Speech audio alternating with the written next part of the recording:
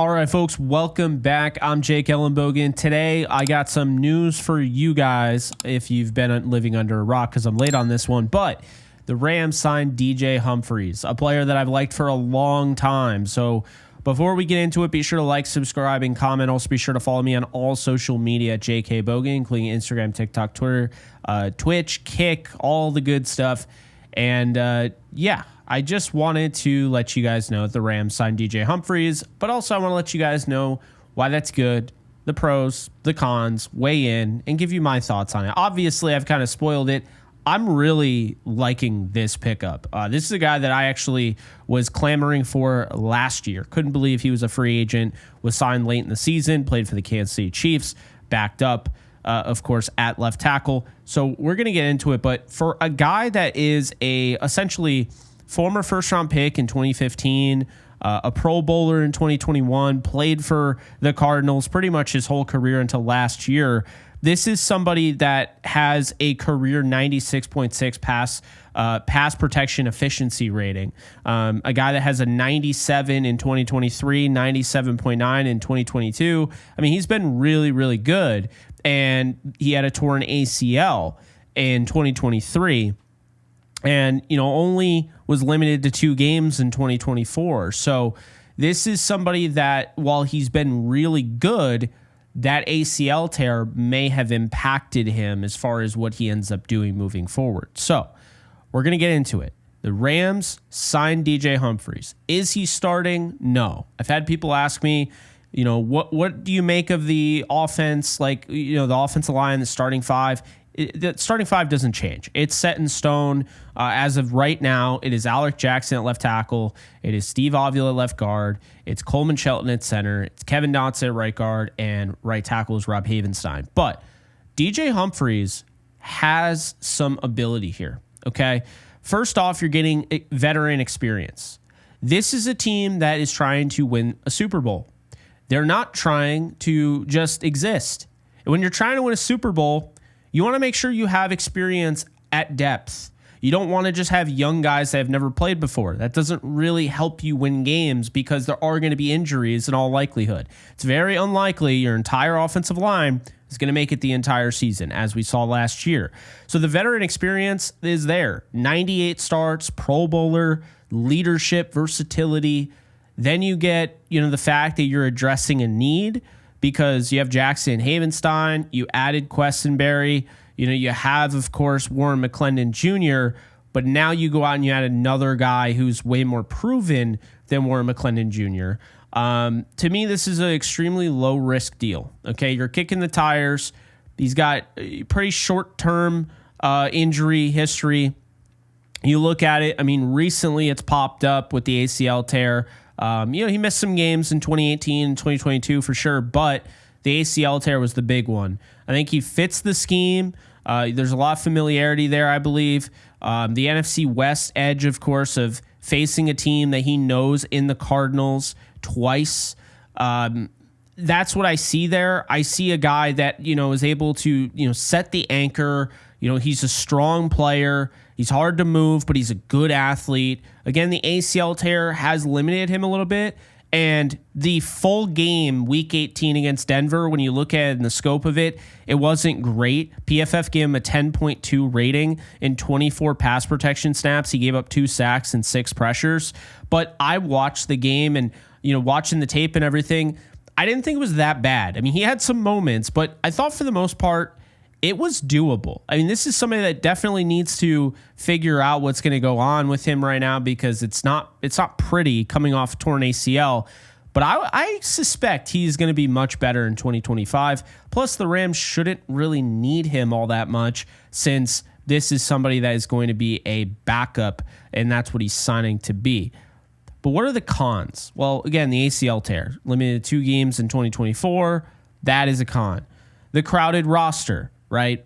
Maybe this takes away opportunity from one of the younger players, like a Wettig or somebody like that. So, that, of course, happens. And you did just sign Questenberry, so maybe it's a little redundant. I disagree, but that could be how some people could look at it.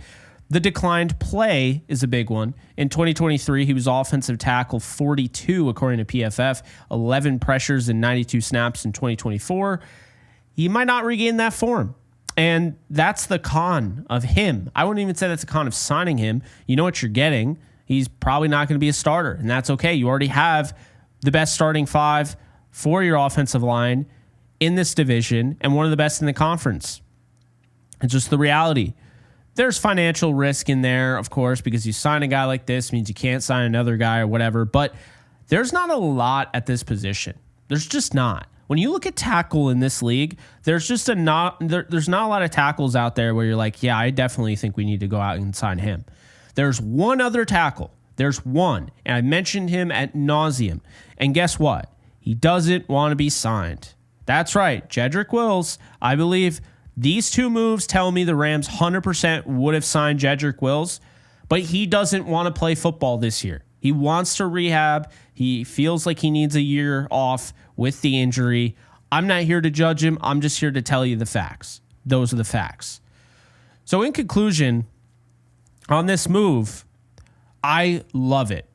And I'm going to explain, the offensive line and what that looks like, the offensive line room. But let's start off with this. Did you know that the 49ers had a deal in place for this guy and it collapsed? I mean, it was done. It was tweeted out. Everyone was talking about it back in April.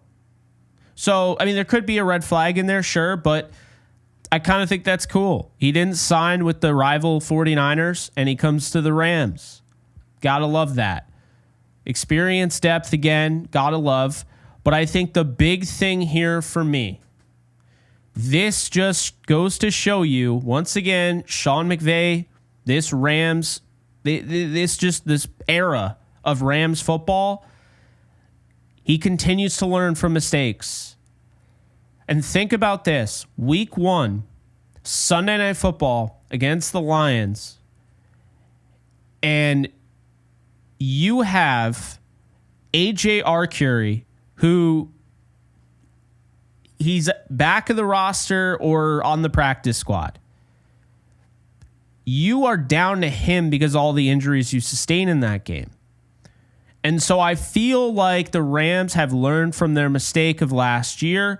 They felt they didn't have enough depth last year. You saw it in the Lions game. It cost them the game ultimately. And so looking at it, to be real with you, I love the idea of feeling that way and adding 2 veteran pieces of presence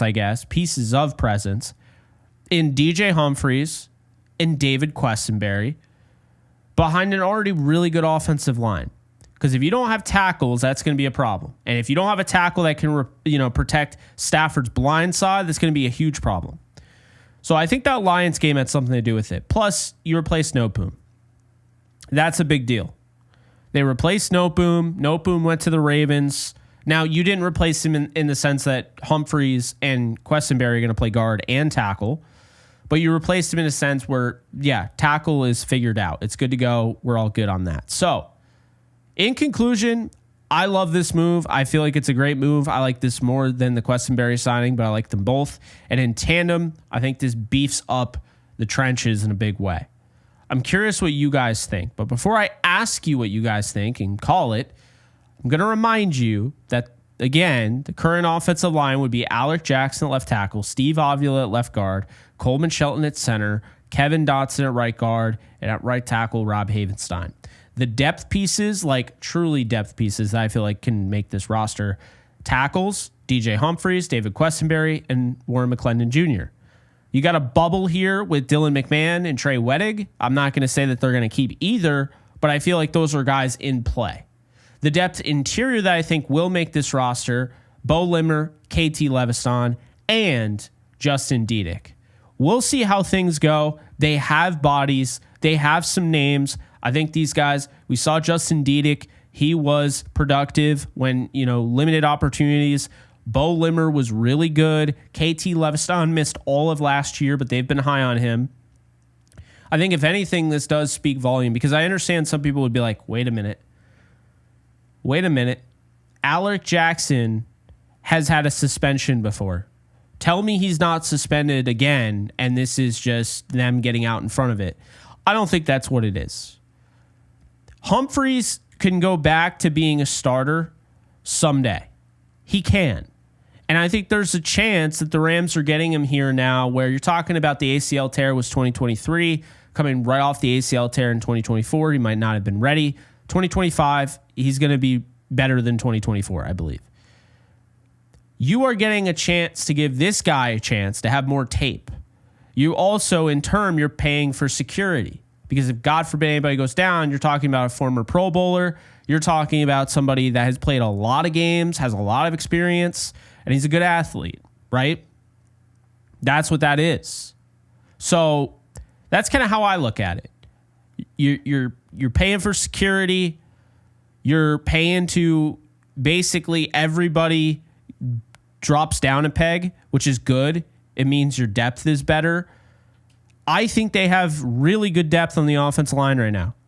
Now, the interior is less proven. It's more young. I mean, they're proven based on their rookie year and Limmer and Diedick, but you'd like to see more.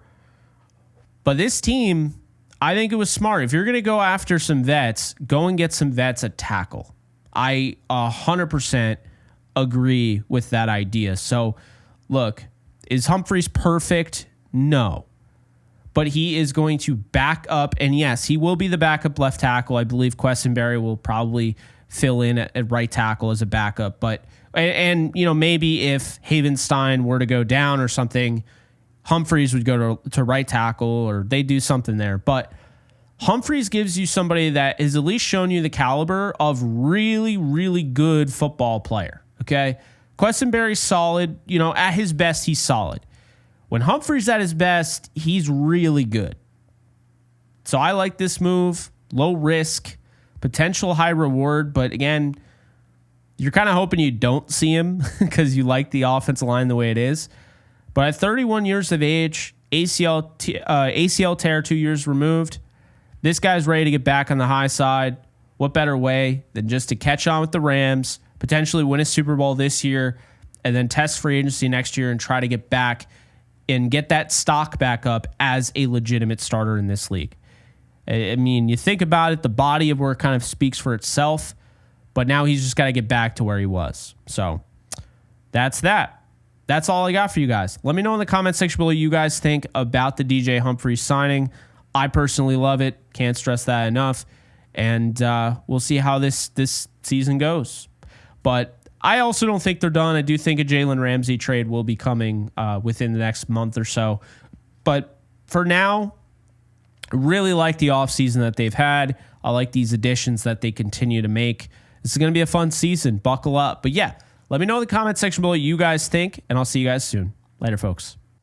All right, guys. So once again, just want to let you guys know that you can check out my new side project, The Lounge. I interview athletes, musicians, actors, actresses, all the nine. So definitely check it out over on The Lounge with Jake ELLENBOGEN channel. Be sure to subscribe and enjoy. In case you guys haven't noticed, I do have a Discord channel for my community on this channel. And if you want to be a part of it, it is free. The link is in the description below. You can sign up. This is basically a 24/7 Rams channel, and we are almost at 1,100 members. So if you want to be a part of it, just hit the link in the description below.